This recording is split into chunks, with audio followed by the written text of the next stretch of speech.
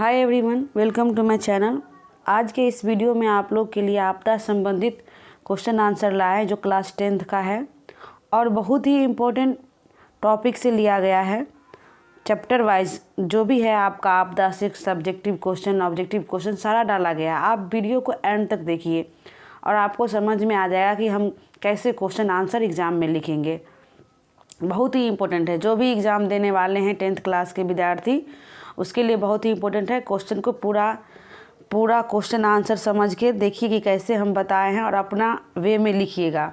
और जो हम ये वीडियो डाले हैं, अगर आप पढ़ चुके हैं तो मेरे साथ आपका रिवीजन हो जाएगा और आप अपने आप को एस्टिमेट भी कर पाइएगा कि हमारी तैयारी कैसी हो रही है, कैसी थी। जो हमारे वीडियो देखने के बाद आप खुद अंदाज़ा लगा देंगे कि हम कितना पानी में है, मेरी तैयारी कैसी है। अगर आपकी तैयारी वीक है तो इस वीडियो देखने के बाद आपका स्ट्रांग हो जाएगा और अच्छे से आपको नॉलेज आ जाएगा। अगर आपकी तैयारी अब बिल्कुल भी नहीं है तो घबराइए बिल्कुल भी नहीं। इस वीडियो के बाद आपको पूरी तैयारी हो जाएगी। तो चलिए हम पहले क्वेश्चन पर चलते हैं। हमारा क्वेश्चन है आपदा किसे कहते हैं। आपदा मीन्स विपत्ति होता है, यानी समझिए कि कोई विपत्ति आना। तो इसका हम कैसे लिखें, मेरा स्टाइल देख लीजिए लिखने का।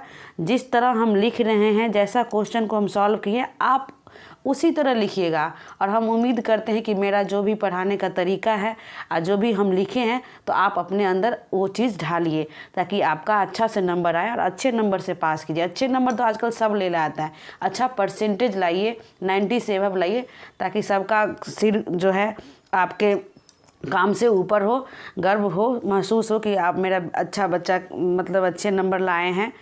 कोचिंग का नाम हो, पापा का नाम हो और आप सबसे पहले आप खुद का आप नाम रोशन कीजिएगा।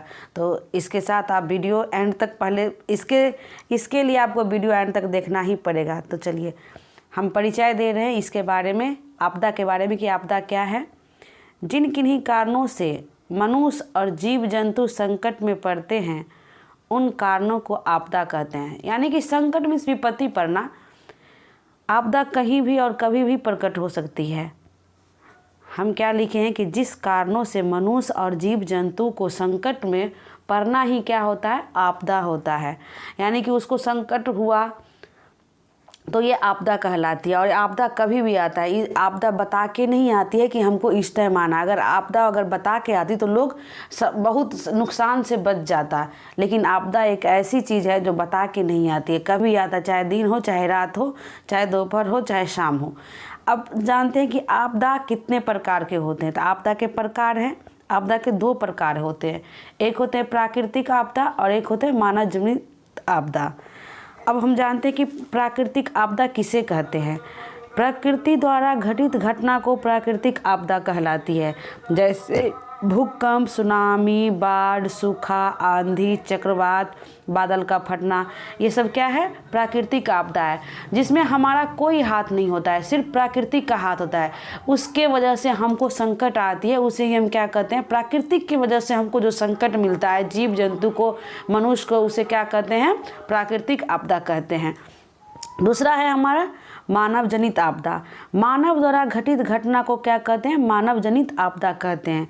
जैसे आतंकवाद, लूटपाट, आग लगना, युद्ध, धार्मिक या जातीय दंगे आदि मानव जनित आपदाएं। ये जो मानव द्वारा जो क्या होता है, घटना जो घटता है, जिससे आदमी को, सबको या जीव जंतु को, जितने भी प्राणी हैं, सबको संकट में जो संकट में आता है उसे क्या कहते हैं, मानव जनित आपदा कहते हैं। हम प्रकार समझ गए और किस टाइप का प्रकार है ये भी आपको एग्जाम ऑब्जेक्टिव में पूछा जाएगा कि आतंकवाद कौन सा आपदा है, तो मानव जनित आपदा है। लूटपाट, आग लगना, जो भी हमसे होता है, जो भी मानव द्वारा होता है, जो भी संकट मानव द्वारा उत्पन्न होता है, उसे हम क्या कहते हैं, मानव जनित आपदा कहते हैं। अब चलिए इसका बचाव कैसे करेंगे। इस आपदा से बचाव का काम व्यक्तिगत नहीं, सामूहिक रूप से होता है।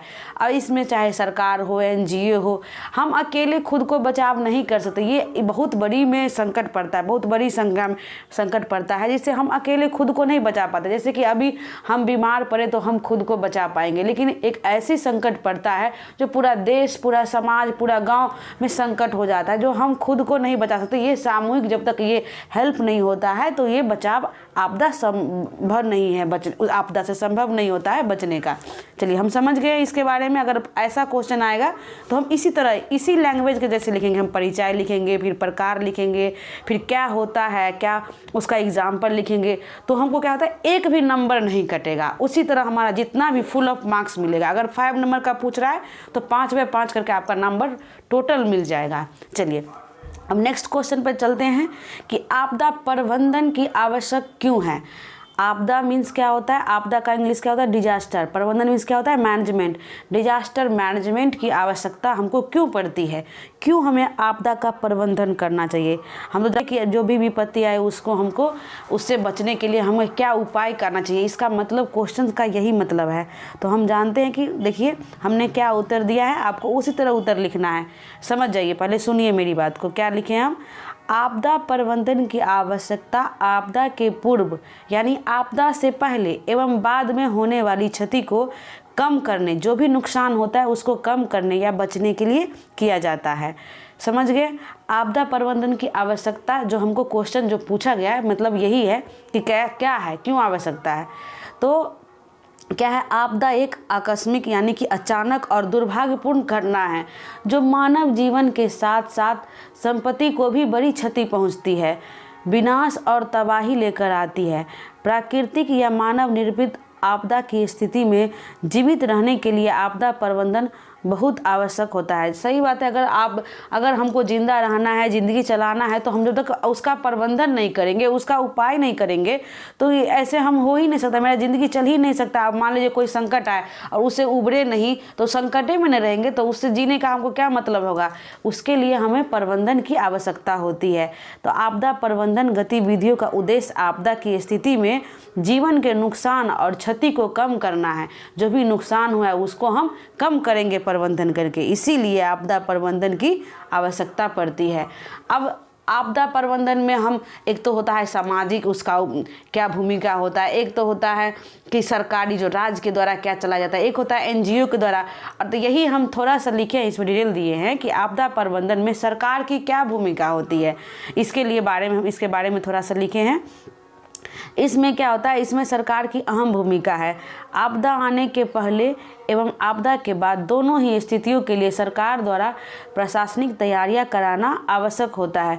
इसके अंतर्गत वैकल्पिक संचार व्यवस्था, राहत कैंप की आवश्यकता, वस्तुओं की आपूर्ति एवं अन्य कार्यों का कार्य करना शामिल होता है। देखते होंगे कि कहीं बाढ़ आता होगा या भूकंप आता होगा तो हमारी सरकार जो है इसके लिए राहत कैंप चलाया जाता है, हमारे लिए खाना पहुंचाया जाता है, हमारे लिए दवा पहुंचाया जाता है। ये इसमें बहुत बड़ा इसमें हाथ सरकार का होता है। अगर सरकार हमको मदद न करे तो हमारी क्या होगा, हम उससे उभरेंगे नहीं। तो ये सरकार की इसमें बहुत बड़ी भूमिका होती है। चलिए नेक्स्ट क्वेश्चन चलते हैं। बिहार एक सर्वाधिक आपदाग्रस्त राज्य है, कैसे। क्वेश्चन कहा गया, बहुत ही मोस्ट इंपॉर्टेंट क्वेश्चन है जो बार बार एग्जाम में भी आता है और आ भी सकता है। कह रहा है कि बिहार जो है सर्वाधिक आपदाग्रस्त, मतलब हमेशा यहाँ पर आपदा आता ही आता है। तो कैसे, आप हमको बताइए। तो कह रहा है, तो हम इसका आंसर देखिए क्या दिए हैं। बिहार एक ऐसा राज्य है जहाँ कई प्रकार का प्राकृतिक आपदाएं आती रहती है। यहाँ मुख्य रूप से बाढ़, सूखा, तूफान, वज्रपात और भूकंपीय आपदा आती हैं। उत्तर बिहार के लोग प्रत्येक वर्ष बाढ़ की परेशानियों को झेलते हैं। जितने भी बिहार में उत्तर साइड में होते हैं वहाँ पर हमेशा बाढ़ ही आता है। सूखा का प्रभाव दक्षिण, जितने भी बिहार के दक्षिण में है वो सुखाड़ वहाँ पर ज़्यादा होता है। दक्षिण पश्चिमी और मध्य दक्षिणी बिहार में अधिक पड़ता है। उत्तर बिहार में हमेशा बाढ़ रहता है और दक्षिण बिहार में हमेशा सुखाड़ होता है। तूफान का प्रभाव बिहार के उत्तरी पूर्वी जिलों में अधिक पड़ता है। भूकंप का सर्वाधिक प्रभाव उत्तरी बिहार के सीमावर्ती क्षेत्रों पर पड़ता है।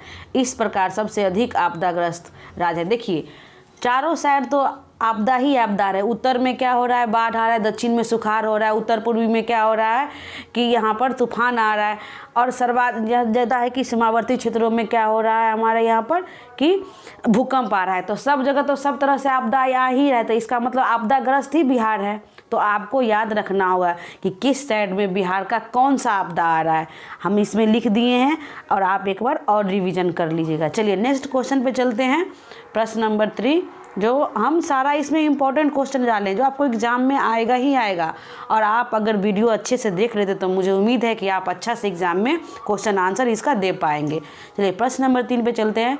भूकंप के प्रभावों को कम करने वाले 4 उपायों का उल्लेख कीजिए। यहाँ पर 4 भी हो सकता है, 5 भी हो सकता है, या नहीं भी हो सकता है, या उपाय बोल देगा लिखने के लिए। तो हमारे लिखने के स्टाइल पे मत जाइए, क्वेश्चन क्या कह रहा है उस पे आप जाइए, हम उसका आंसर क्या दे रहे हैं उस पे जाइए आप। चलिए प्रश्न का हम जो क्वेश्चन दे दिए आंसर देखिए। भूकंप के प्रभावों को कम करने वाले 4 उपाय हम इसमें थे, इसलिए 4 उपाय का निम्नलिखित हैं, लिख दिए हैं। पहला है क्या है, भवन का जो है आयताकार होना चाहिए और नक्शा साधारण होना चाहिए। देख रहे होंगे आजकल जो भी घर बनवाते हैं तो इंजीनियर से सलाह लेकर ही घर बनवाते हैं, और नक्शा कॉम्प्लिकेटेड नहीं होना चाहिए, एकदम सिंपल होना चाहिए, और उसका डिज़ाइन जो होगा एकदम आयताकार रेक्टेंगल साइड का होना चाहिए। जैसा नहीं होना चाहिए कि अब एक साइड मुँह ज़्यादा बड़ा है एक साइड कम बड़ा है, ऐसा नहीं, तिरकोना नहीं होना चाहिए, हमेशा आयताकार होना चाहिए, जिससे बैलेंस बना रहेगा। अगर भूकंप आता है तो हर साइड बैलेंस और गिरने की संभावना बहुत कम हो। चलिए दूसरा नंबर पे चलते हैं। लंबी दीवारों को सहारा देने के लिए ईंट, पत्थर या कंक्रीट के कॉलम होने चाहिए। देखिए अब हम बिना उनका कहने का मतलब है कि जब भी हम घर बनाएं तो कॉलम देना ही ना भूले, कॉलम देना ही ज़रूरी है हमको। कंक्रीट के साथ जो रीइंफोर्समेंट करा जाता है, जो सरिया डाल के बनाया जाता है, तो ऐसा घर बनाना चाहिए, बिना कॉलम का घर नहीं बनाना चाहिए। तीसरा पॉइंट है नींव मजबूत एवं भूकंप रोधी होना चाहिए। यानी नींव मीन्स क्या होता है, फाउंडेशन जो घर का जो बनता है सबसे निचला जो होता है, पहले जो घर में गड्ढा खोद के जो बनाया जाता है ऐसा बनाना चाहिए, बिना गड्ढा खोने हुए जो जाली बंधा करके जो नहीं दिया जाता है। बहुत देखते होंगे कि घर में जाली नहीं बनाया जाता, जैसे जहाँ जहाँ कॉलम पड़ता है वहाँ जाली बंधा करके घर का तैयार किया जाता है, फाउंडेशन तैयार किया जाता है। तो वैसा घर बनाना चाहिए, बिना फाउंडेशन का घर नहीं बनाना चाहिए, जाली वाला कॉलम बनाना चाहिए। दूसरा है जो जाली डाल के जो कॉलम बनाया जाता है। चौथा नंबर है हमारा दरवाजे तथा खिड़की की स्थिति भूकंप रोधी होना चाहिए, मतलब जो भूकंप को अवॉइड करे, जो भूकंप से दूर रखे, ऐसा हमको डिज़ाइन करके बनाना चाहिए। हमेशा घर इंजीनियर के सलाह पर ही बनाना चाहिए, क्योंकि इंजीनियर जब भी घर बनाते हैं तो भूकंप रोधी ही मकान हमको एडवाइज़ करते हैं।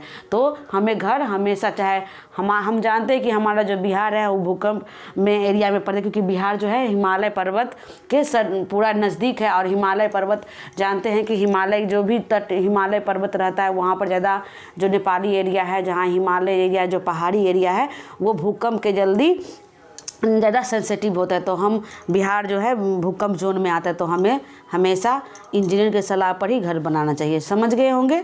चलिए प्रश्न नंबर 4 पे चलते हैं। भूकंप क्या है, इसके बचाव के किन्हीं 2 उपायों का उल्लेख कीजिए। हमसे क्वेश्चन पूछ रहा है भूकंप से जो भी रिलेटेड आएगा तो इसमें क्वेश्चन आपको इसी में आंसर मिल जाएगा। चलिए क्या आंसर दिए हैं दिखा रहे हैं। क्वेश्चन है भूकंप क्या है, इसके बचाव के किन्हीं 2 उपाय का उल्लेख करें। आंसर है जब किसी बाहरी या आंतरिक कारणों से पृथ्वी के भूपटल में कंपन उत्पन्न होता है तो उसे भूकंप कहते हैं। क्या कह रहे हैं, जब किसी बाहरी यानी कि जब ऊपरी और आंतरिक यानी कि अंदर में जब पृथ्वी के भूपटल पर यानी कि पृथ्वी के परत पर जब वाइब्रेट होना शुरू हो जाता है तो उसे भूकंप कहते हैं। भू प्लस कंप यानी कि भूमि का कांपना, उसे हम भूकंप कहते हैं। इसके बचाव के निम्न उपाय हैं। क्या है, पहला भूकंप रोधी मकानों का निर्माण करना, जो आपको पहले वाला जो क्वेश्चन था उसमें बता दिए। दूसरा है इससे सुरक्षा के लिए लोगों को ट्रेंड करना, प्रशिक्षित करना, मतलब इससे हम कैसे बचाव करेंगे, इसको बचाना है। जब भी भूकंप आए तो हमको कोना में रहना चाहिए, बीच घर में नहीं रहना चाहिए, या घर से बाहर होना चाहिए, फील्ड पर होना चाहिए, किसी पेड़ के पास नहीं होना चाहिए। तो इस सब की ज्ञान हमको देना ज़रूरी है, हमको ट्रेंड करना ज़रूरी होता है। चलिए 5वां नंबर पर चलते हैं। भूकंप एवं सुनामी के विनाशकारी प्रभाव से बचने का उपाय का वर्णन करें। कह रहा है जो भूकंप है और सुनामी है इसके क्या विनाशकारी प्रभाव है, इसका बचने का क्या मतलब उपाय है, आप हमको बताइए। चलिए आंसर हम दिए हैं, भूकंप एवं सुनामी का एक प्राकृतिक आपदा है। हम जानते हैं कि भूकंप हमारे दिए मानव के द्वारा नहीं उत्पन्न होता है, न सुनामी मानव के द्वारा उत्पन्न, ये प्राकृतिक घटना है, ये प्राकृतिक आपदा है, प्राकृतिक संकट है जो काफ़ी विनाशकारी होता है। भूकंप से बचाव के भिन्न तरीके होते हैं। कौन कौन तरीका है हम लिखे हैं, देखिए। भूकंप का सटीक पूर्वानुमान लगाया जाना चाहिए कि हाँ भूकंप कौन से जोन में आता है। दूसरा है कि भूकंप रोधी मकान बनाना चाहिए, भूकंप रोधी मकान बनाया जाना चाहिए। तीसरा है जनता को जागरूक बनाया जाना चाहिए। चौथा है विद्यालय में बच्चों को भूकंप की जानकारी दी जानी चाहिए। सबसे बहुत बात, सबसे पहले हम बहुत अवेयरनेस फैलाएंगे तो बच्चे से ही फैलाएंगे, या तो समाज में ऐसा कैंप लगाएंगे जो हर महीना या हर साल में हर जो भी आपदाएं आती है, आपदा वाली क्षेत्र पर उसको ज्ञान देना है, उसको समझाना है कि हमको इस चीज़ से अवॉइड रहना है, इस चीज़ से दूर रहना है। चलिए, और सुनामी से बचने के कौन से तरीके हैं हमने लिखे हैं। पहला है कि समुद्र के नज़दीक तटबंधों का निर्माण किया जाना चाहिए। जो हमारा बांध है उस पर जो आता है, जो सुनामी की जो समुद्र में जो लहरें आती हैं उस पर हमको ज़्यादा बहुत बड़ा बांध बनना चाहिए ताकि उसकी पानी हमको हमारे घर तक नहीं आए। तटबंध के किनारे मैंग्रोव वनस्पति लगाना चाहिए। मैंग्रोव मीन्स क्या होता है, बहुत झालीदार, जिसमें बहुत सारा टहनी रहता है, बहुत घनादार पेड़ होता है, वैसा हमको पेड़ पौधा लगाना चाहिए जो समुद्र के किनारे, ताकि वो पानी उधर ही समुद्र में ही रह जाए, हमारे घर तक या जो किनारे में समुद्र के किनारे जो बसते हैं उसके घर तक नहीं आए। तीसरा है तटीय क्षेत्रों के नज़दीक रहने वाले लोगों को प्रशिक्षित करना चाहिए, उसको ट्रेंड करना चाहिए। जो समुद्र के किनारे रहते हैं उसको हमको सिखाना चाहिए कि अगर सुनामी आती है, अगर सुनामी में जो आपको पता होगा सुनामी किसे कहते हैं, जैसे कि समुद्र में जब अंदर आंतरिक जो भूकंप आता है जिससे उसकी लहरें बहुत ही तेज होता है और बहुत ही ऊपर उठ करके ऐसा लहर मारता है जो पूरा घर द्वार जितने भी समुद्री किनारे रहते हैं उसको बहा ले जाता है। तो उसको इस तरह ज्ञान देना चाहिए कि अगर आप दूसरी बार अगर कोई आपदा आए तो कम से कम कोई तो ऐसे पता नहीं कि कब आती है, लेकिन हमको उससे बचने के तरीका मालूम होना चाहिए, उसको ट्रेंड कर देना चाहिए कि उससे हम उबर हो जाए, उससे हम उस संकट से निकल पाए, उसको ट्रेंड कर देना चाहिए। चलिए प्रश्न नंबर 6 पे चलते हैं। सुखाड़ का हमारे दैनिक जीवन पर पड़ने वाले प्रभाव का वर्णन करें। सुखाड़ से जो भी क्वेश्चन आएगा ये आंसर आपको इसमें डाल देना है। देखिए, सुखाड़ हमारे जीवन पर निम्नलिखित प्रभाव डालता है। क्या क्या हम दिए हैं पॉइंट वाइज, आपको वैसे ही लिखना है। पॉइंट वाइज आप लिखिएगा तो आपका नंबर बहुत ही अच्छा है, स्कोरिंग होगा। और आप कुछ बकबक मत कीजिएगा, जो भी पॉइंटेबल पॉइंट है वही डालिएगा, क्योंकि कुछ भी लिखने से क्या मतलब होता है, कोई नंबर नहीं आपका पेन खराब होगा, आपका कॉपी खराब होगा, उससे आपका दिमाग भी खराब होगा। इससे अच्छा है कि आप जो भी पढ़ते हैं अच्छा से पॉइंट जो फैक्ट होता है वही लिखा कीजिए, ताकि आपका लगे कि जो भी कॉपी चेक करने वाला है लगे कि उनको विद्यार्थी पढ़ के आया है, एग्ज़ाम अच्छा से दे रहा है।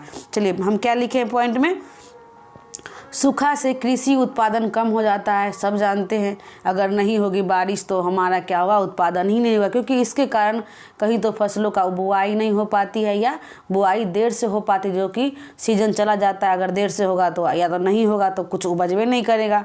दूसरा है सूखा की स्थिति में ग्रामीण क्षेत्रों में बेरोजगारी बढ़ जाती है।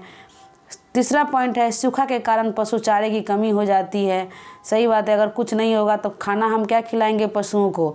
चौथा पॉइंट है सूखा के कारण पेयजल की कमी हो जाती है। अगर बारिश नहीं होती है तो क्या होता है, चापाकल में पानी की भी जो लेयर होता है वो बहुत दूर चला जाता है और कमी होने की संभावना रहती है। पाँचवा है इससे खरीफ फसल की बहुत अधिक प्रभावित है। खरीफ फसल किसे कहते हैं, जिसमें पानी की ज़्यादा मात्रा होता है। खरीफ फसल जैसे कि गर्मियों महीना में उपजाया जाता है और उस टाइम क्या होता है, पानी की ज़रूरत होती है। जैसे कि धान इसके लिए तो हमको पानी की ज़रूरत है। अगर पानी नहीं होगा तो हमारे धान फसल होगा नहीं, खरीफ फसल होगा नहीं, तो इसमें बहुत प्रभाव डालता है सुखाड़। चलिए क्वेश्चन आ गया होगा समझ में। प्रश्न नंबर 7 पे चलते हैं।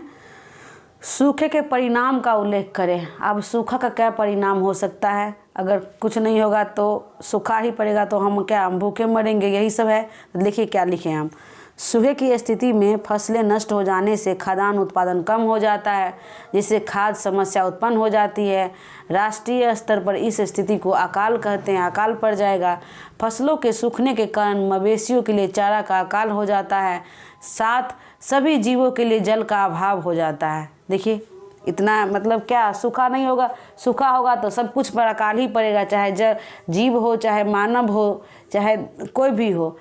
न पशु को चारा मिलेगा, ना इंसान को खाना मिलेगा, अकाल ही अकाल होगा। चलिए प्रश्न नंबर 8 पे चलते हैं। सुखाड़ प्रबंधन का वर्णन करें, मतलब हम सुखाड़ से बचने के लिए क्या प्रबंधन कर सकते हैं। चलिए हम क्या आंसर दिए हैं, देखिए सुखाड़ प्रबंधन का निम्नलिखित उपाय है। पहला है जल ग्रहण क्षेत्रों में बांध बनाकर एवं छोटे छोटे जलाशय बनाकर उसे जल को संग्रह करना चाहिए। जैसे कि अब कभी बारिश हुआ तो ऐसा जगह हमको पानी वेस्ट नहीं बहाना चाहिए। जैसे कि देखते रहते हैं कि पानी बह रहा है, कहीं भी पानी बाढ़ हो रहा है, जहाँ बिना मतलब का पानी हो वैसे यूजलेस पानी हो जाता है। लेकिन हमको क्या करना है, ऐसा गड्ढा बनाना है जो सूखा में हमको उपयोग है, चाहे कृषि में उपयोग हो जाए। हमको गड्ढा बना करके जो भी बारिश का पानी होता है उसको स्टोर कर लेना चाहिए। सुखाड़ क्षेत्रों में वृक्षों की, हम जानते हैं कि बारिश के लिए बहुत ही इम्पोर्टेंट होता है पेड़ पौधा। अगर पेड़ पौधा नहीं रहेगा तो हमको ये बारिश नहीं होगी, क्योंकि पेड़ पौधा ही बारिश को बादल बनाते हैं और बादल बनाने में सक्षम होते हैं और वही हमको बारिश दिलाती है। तो हमको सबसे पहले पेड़ पौधा ज़्यादा से ज़्यादा लगाना है ताकि सुखाड़ जो है कमी आए, ऐसा आपदा नहीं आए, सूखे से हम उबर जाए, बच जाए। और तीसरा क्या है, शुष्क फसलों की बुआई एवं ड्रिप सिंचाई विधियों को अपनाना चाहिए। ड्रिप मीन्स क्या होता है कि जहाँ पर जो पौधा होता है वहीं पर पानी देना चाहिए, वेस्टेज पानी नहीं करना चाहिए। वैसे कि हम देखते रहते हैं कि हम पूरा, अगर मान लीजिए कोई पौधा अलग अलग थोड़ा दूरी पर लगा रहता है खेतों में, तो हम क्या करते हैं कि पानी को वेस्ट करते हैं, पूरा खेत पटा देते हैं, जिससे क्या होता है कि जहाँ पर जो पौधा को पानी नहीं होना चाहिए बिना मतलब का पानी हम बहा दिए। हमको ड्रिप सिंचाई मतलब कि जहाँ पर जो पेड़ लगा है, पौधा लगा है, वहीं पर हमको पानी देना है, उसी तरह उसी को सिंचित करना है, दूसरी जगह पानी नहीं देना है। तो हमको ड्रिप सिंचाई का उपयोग करना चाहिए। और चौथा है नहरों द्वारा सूखे क्षेत्रों में जल पहुंचाकर प्रबंधन करना चाहिए। जहां नहर बनाना चाहिए, नहर के लिए क्या होता है, बहुत ही इंपॉर्टेंट है कि पानी स्टोर रहता है, जहाँ पर सूखा है वहाँ पर हम उसको द्वारा हम नहर पहुँचाया जा सकता है। तो देख लिया आप पॉइंट क्या था, उम्मीद है कि आप समझ गए होंगे। प्रश्न नंबर 9 पे चलते हैं। सुनामी से आप क्या समझते हैं, सुनामी से बचाव के उपाय को लिखिए। मोस्ट इम्पोर्टेंट क्वेश्चन है, बार बार रिपीटेड आता है एग्जाम में, आप समझिए, ध्यान से देखिए कैसे लिखे हैं और आपको उसी तरह जवाब देना है। महासागर के आंतरिक पृष्ठीय भागों में उत्पन्न हलचल को सुनामी कहते हैं। एक सेकेंड, ये महासागर के आंतरिक पृष्ठीय भागों में उत्पन्न हलचल को सुनामी कहते हैं। देख रहे, एक भूकंप होता है, एक सुनामी होता है।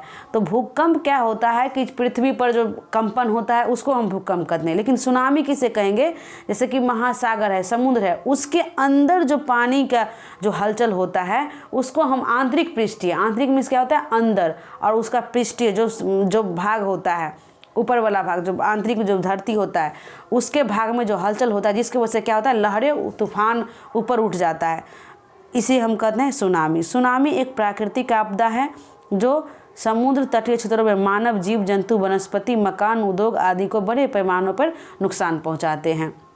इसका पॉइंट क्या है, समुद्रीय तटीय क्षेत्रों में मैंग्रोव वनस्पति का लगाना चाहिए। हम जो आपको पहले नेक्स्ट वाला जो क्वेश्चन था उसमें बता दिए थे। समुद्र तटीय क्षेत्रों में कंक्रीट के तटबंध लगाना चाहिए। कंक्रीट मीन्स क्या होता है, जैसे आप मिट्टी का बांध नहीं बनाना चाहिए, हमको सीमेंट, बालू, कंक्रीट मिला करके मजबूती वाला बांध बनाना चाहिए ताकि वो जब भी पानी का रेत आए तो वो उसको तोड़ नहीं पाए। तीसरा है समुद्री क्षेत्रों के निकट रहने वाले लोगों को प्रशिक्षित करना चाहिए, उसे ट्रेंड करना चाहिए।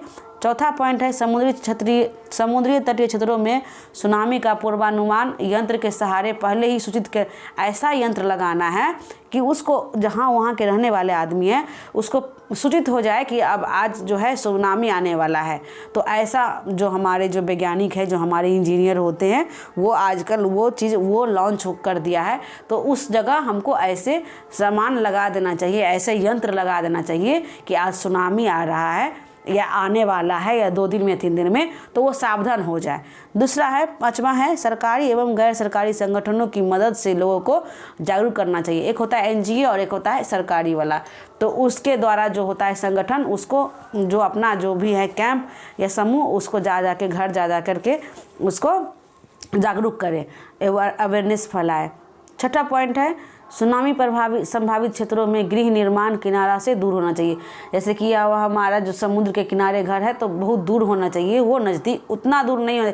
हम जानते हैं कि सुनामी का लहर बहुत दूर तक जाता है, तो इसलिए हमको किनारे पे घर नहीं बनाना चाहिए।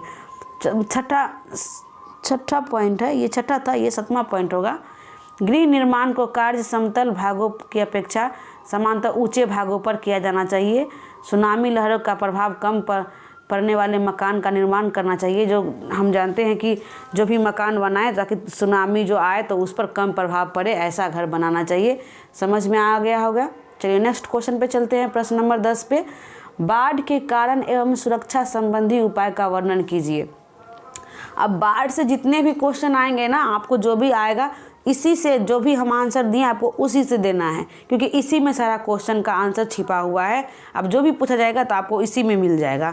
चलिए, क्या हम आंसर दिए हैं? बाढ़ एक प्राकृतिक आपदा है, हम जानते हैं, जिसके कारण अधिक संख्या में जान माल का नुकसान होता है।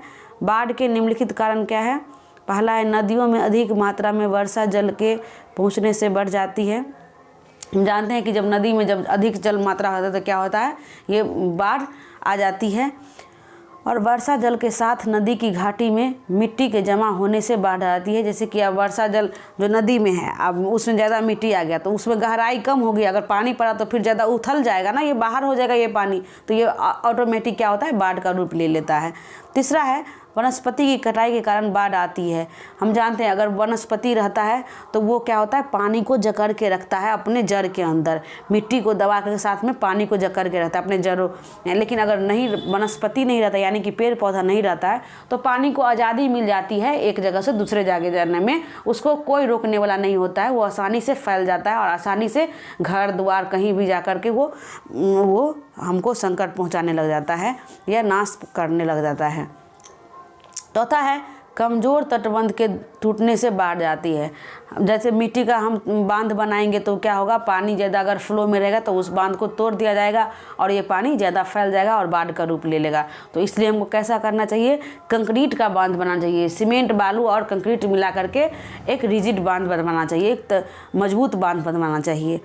चलिए, अब हम देखते हैं बाढ़ से सुरक्षा संबंधी उपाय। इसके लिए उपाय हम क्या करें, अगर बाढ़ आ जाता है तो इस सुरक्षा के लिए हम क्या उपाय कर सकते हैं? पहला है, बाढ़ की सूचना प्राप्त होते ही उस क्षेत्र के लोगों को हटा देना चाहिए। हमको जैसे ही पता लगे कि पानी बाढ़ आने वाला है तो वहाँ का जो इतना भी आदमी रहेगा उसको हम वहाँ से दूर भेज देंगे। दूसरा है कि बाढ़ के आने से पहले दवा, खाद एवं पेयजल की सुविधा उपलब्ध करा दीजिए।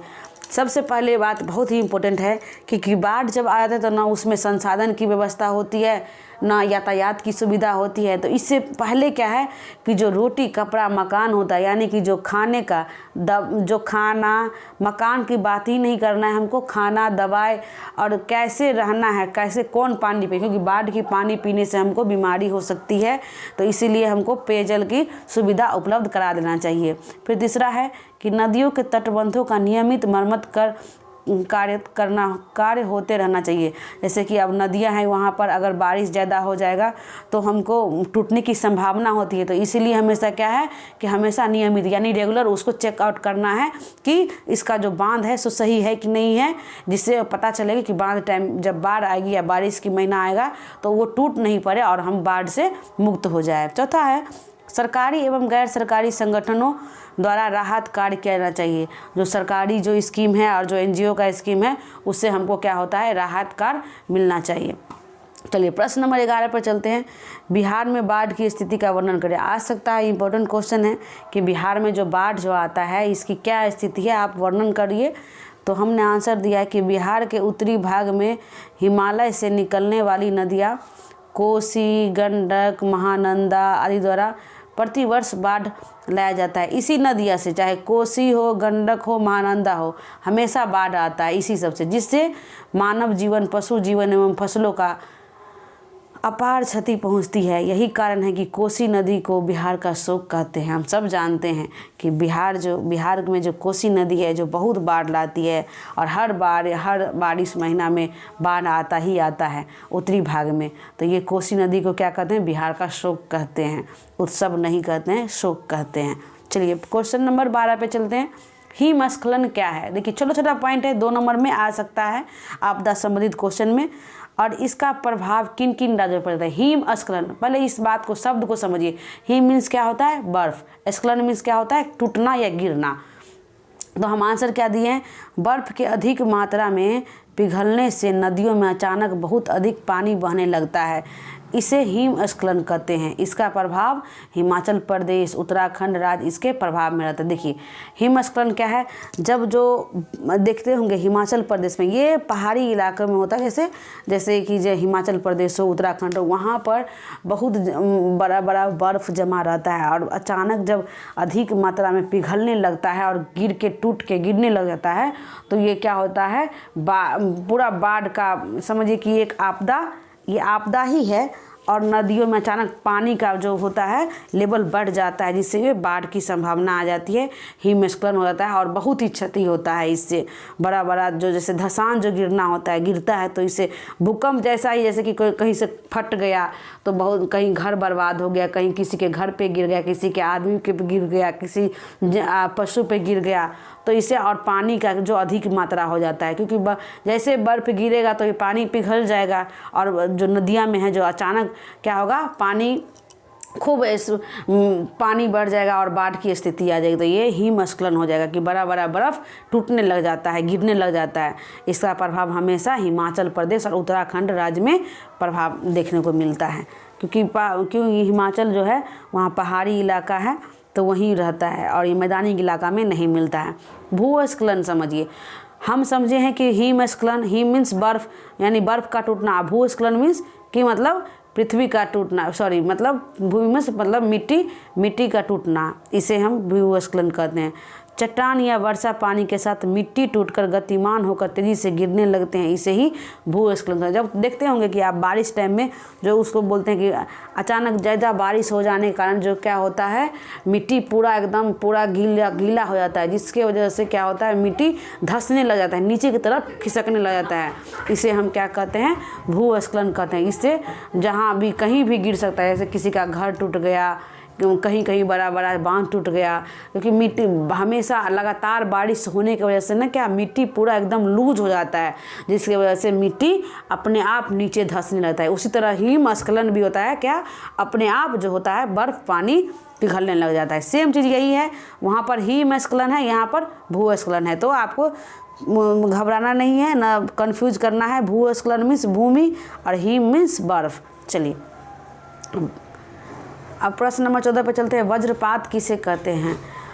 जानते होंगे आप लोग अपनी भाषा में। वज्रपात मीन्स होता है जो गिरता है बारिश के टाइम में। वर्षा के समय में बादलों में अधिक हलचल होने और उनके आपस में घर्षण के कारण भूमि पर बिजली गिरती है, इसे हम वज्रपात कहते हैं। बहुत ही खतरनाक चीज़ है, जो आग जैसा होता है, गोला होता है, जो जहाँ पर जो गिरता है वो चीज़ झुलस जाती है, वो चीज़ मर जाती है। चाहे आदमी पर गिरे तो वो आदमी मर जाता है, अगर पेड़ पर गिरे तो पेड़ मर जाता है, या किसी भी जगह पर गिरे ऐसा, तो वो चीज़ वो आग रहता है। क्योंकि ये जो वर्षा के समय में जो बादलों में जो अधिक हलचल होने के कारण क्या होता है, आपस में घर्षण की वजह से वो चीज़ उत्पन्न होता है जो बहुत ही गर्म होता है, और जो गिरता है पृथ्वी पर तो वो बहुत ही हानिकारक होता है। और ये आपदा ही होता है, एक प्राकृतिक आपदा होता है।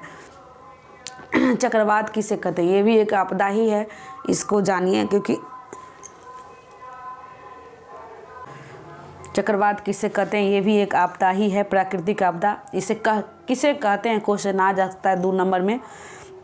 जब गर्म हवा एक तरफ और दूसरी तरफ से ठंडी हवा का मिलाप होता है तो वह एक गोलाकार आंधी का आकार होने लगती है, इसे ही चक्रवात कहते हैं। देखिए एक तरफ से गर्म हवा आती है और एक तरफ से ठंडा हवा आती है, जब दोनों मिलता है तो क्या होता है, उसका जो आकृति होता है गोलाकार जैसा हो जाता है, गोलाकार आंधी का आकार लेने लग जाती है, जो बहुत ही खतरनाक होता है।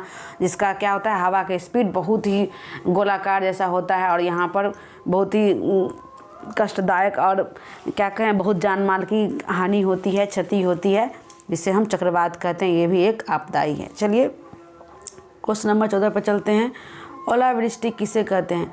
वर्षा के साथ साथ बर्फ़ के टुकड़ों की बौछार को ओलावृष्टि कहते हैं। देखते होंगे जब वर्षा के टाइम में जो बर्फ़ की जो निकलती है, बर्फ़ जैसा जैसा छोटा छोटा बूंदे टाइप का या कभी कभी बड़ा आकार का भी मिलता है, उसे हम क्या कहते हैं? ओलावृष्टि कहते हैं। जो हमारे फसल के लिए बहुत ही ख़राब होता है, जो भी फसल बर्बाद होता है। ये गेहूँ टाइम में जो होता है तो ज़्यादा बारिश के टाइम में होता है, तो गेहूँ पर गिरे तो गेहूँ बर्बाद हो जाता है, या किसी भी फसल पर गिरे तो उसका फसल नुकसान हो जाता है, जो बहुत ही ख़तरनाक है। ये एक आपदा ही होता है जो प्राकृतिक आपदा में गिनते हैं इसको।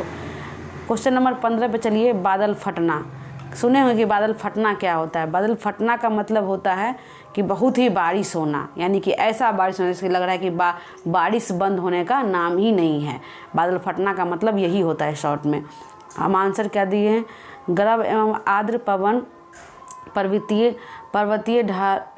पर्वतीय ढालों से टकराकर तेजी से मेघ के रूप में बदलकर तीव्र झंझावात का निर्माण करते हैं। इसमें बारिश लगातार होते रहता है एवं मोटी मोटी धार जैसी होती है, जिसे देखते ही उस जगह पर पानी का स्तर ऊंचा हो जाता है और बाढ़ आने की संभावना हो जाती है। देखते होंगे कि बादल का फटना, जब भी बादल होता है तो वो 4 दिन क्या 5 1 सप्ताह 10 दिन तक होते रहता है, और बाढ़ इतना होता है एकदम मोटा मोटा, जैसे कि थोड़ा थोड़ा नहीं करके एकदम मोटी मोटी धार जैसे बारिश होती है, और वहाँ पर तुरंत ही बारिश का लेवल क्या है, पानी का लेवल ऊंचा हो जाता है और बाढ़ आने की संभावना हो जाती है, जिसे हम बादल फटना कहते हैं। चलिए अब हम ये जितने भी सब्जेक्टिव क्वेश्चन था हो गया है। अब इस आपदा संबंधित हम ऑब्जेक्टिव टाइप क्वेश्चन पे चलते हैं, जो मोस्ट इम्पोर्टेंट है, एग्ज़ाम में आएगा। पहला है क्वेश्चन, सुनामी का प्रमुख कारण क्या होता है? हम सिर्फ आंसर दिए हैं, इसमें कोई ऑप्शन नहीं है। आपको ऑप्शन से कोई मतलब नहीं है, सिर्फ आंसर से मतलब है। अब जब आंसर कहीं भी रहेगा तो सिर्फ आंसर से मतलब है, ऑप्शन कुछ भी डाले उससे नहीं मतलब है। तो आप क्वेश्चन देखिए कि ऑब्जेक्टिव में क्या डाले गए हैं। बहुत ही इंपॉर्टेंट क्वेश्चन ही डाला गया है जो आपको एग्ज़ाम में पूछे जाने की संभावना है। पहला है सुनामी का प्रमुख कारण क्या है? तो आंसर है समुद्र में भूकंप आना। दूसरा क्वेश्चन है नदियों में बाढ़ आने का प्रमुख कारण क्या है? तो वर्षा का अधिक होना। बिहार का कौन सा क्षेत्र बाढ़ग्रस्त क्षेत्र है? तो आंसर होगा उत्तर बिहार। बहुत ही इंपॉर्टेंट क्वेश्चन आ सकता है। चौथा क्वेश्चन है किस नदी को बिहार का शोक कहा जाता है? तो सबको पता है कोसी नदी। पांचवा क्वेश्चन है बाढ़ क्या है? तो आंसर होगा प्राकृतिक आपदा। छठा क्वेश्चन है सूखा किस प्रकार की आपदा है? तो प्राकृतिक आपदा है। सातवां क्वेश्चन है सूखे की स्थिति किस प्रकार आती है? तो धीरे धीरे आती है। आठवां क्वेश्चन है सूखे के लिए जिम्मेवार कारक कौन सा है? तो आंसर होगा वर्षा की कमी। नौवां क्वेश्चन है सूखे से बचाव का एक मुख्य तरीका क्या है? तो वर्षा जल संग्रह करना। तभी हम बच जाएंगे। जब तक वर्षा जल को हम स्टोर नहीं करेंगे तो सूखा से बचने की उपाय नहीं होगा कोई दूसरा।